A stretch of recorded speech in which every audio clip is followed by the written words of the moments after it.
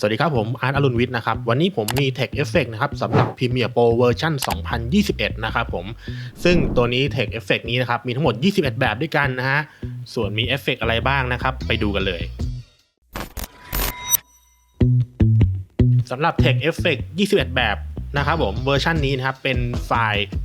.mogrt นะครับหรือว่า mocap นั่นเองนะสามารถ install เข้าเครื่องหรือเรียกจากตัวเครื่องได้เลยนะครับตัวนี้เราสามารถที่จะปรับเปลี่ยนฟอนต์ได้นะครับผมเพราะว่าผมออกแบบมาเพื่อให้ทุกท่านใช้งานได้เต็มประสิทธิภาพแล้วก็เอาไปใช้งานในวิดีโอของท่านไม่ว่าจะเป็นงานรีวิวงานวอล์กงานท่องเที่ยวนะครับผมใช้งานได้ครอบคลุมเลยนะครับสามารถที่จะปรับคัสตอมได้เยอะมากๆนะฮะ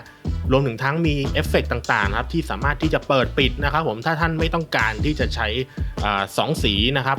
ก็สามารถที่จะกดปิดได้ให้มันเป็นฟอนต์สีเดียวหรืออยากต้องการ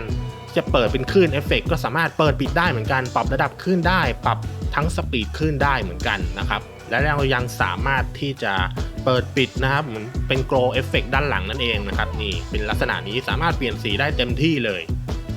ส่วนวิธีการ install นะครับผม install ง่ายๆเลยนะครับแล้วให้เราไปที่Essential Graphics นะครับถ้าใครไม่เจอให้ไปที่แถบ Windows นะครับแล้วก็เลือกเปิด Essential Graphics ขึ้นมานะฮะมันก็จะขึ้นแถบแบบนี้นะครับผมจากนั้นนะครับผมให้เรา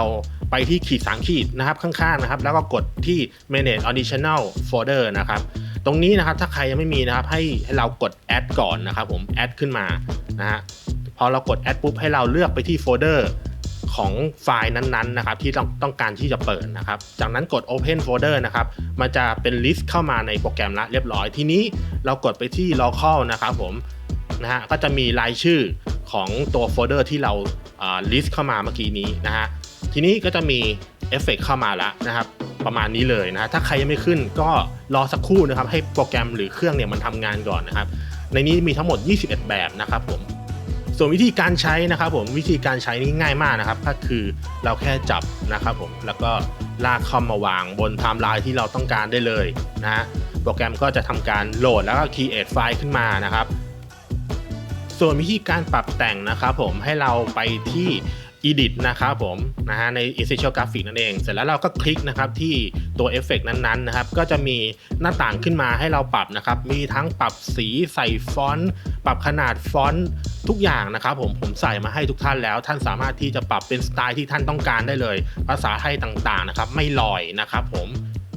และยังมีบางสไตล์นะครับผมที่ผมออกแบบมาไว้นะครับก็จะทำให้เราสามารถที่จะมี Element Effect ของเทคนั้นๆนะครับสามารถที่จะเปิดปิดได้นะครับผมปรับสีปรับตำแหน่งปรับขนาดได้ด้วยนะครับหรือว่าถ้าใครไม่ต้องการที่จะต้องการใช้ Element นั้นๆสามารถที่จะปิดมันได้นะครับไม่ต้องใช้งานก็ได้นะครับผมซึ่งตัวนี้ผมออกแบบมาเพื่อให้ยืดหยุ่นกับการใช้งานของทุกท่านเลย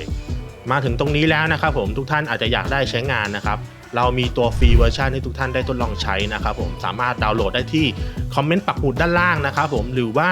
description ของคลิปนี้นะครับผมกดดาวน์โหลดไปเลยไม่มีพาสเวิร์ดใดๆทั้งสิ้นนะครับสามารถดาวน์โหลดเอาไปทดลองใช้งานถ้าถูกใจนะครับสามารถที่จะสั่งซื้อได้ครับตามรายละเอียดด้านล่างเหมือนกันสั่งซื้อยังไงดูได้เลยนะครับผมและแน่นอนนะครับผมเวอร์ชันนี้เป็นแค่เวอร์ชันแรกนะครับที่ทำออกมาครับจะมีเวอร์ชันอื่นๆอีกตามมาแน่นอนนะครับผมซึ่งเวอร์ชันอื่นนั้นจะเป็นสไตล์แบบไหนนะครับฝากกดติดตามกันด้วยนะครับสำหรับวันนี้นะครับผมก็ขอฝากเจ้าตัวนี้ไว้ด้วยถ้าใครสนใจสามารถที่จะสั่งซื้อตัวเต็มได้เลยมีทั้ง21แบบนะครับหรือว่าถ้าใครอยากจะทดลองใช้ก่อนนะดาวน์โหลดตามที่ผมบอกได้เลยนะครับวันนี้ไปก่อนนะครับผมสวัสดีครับ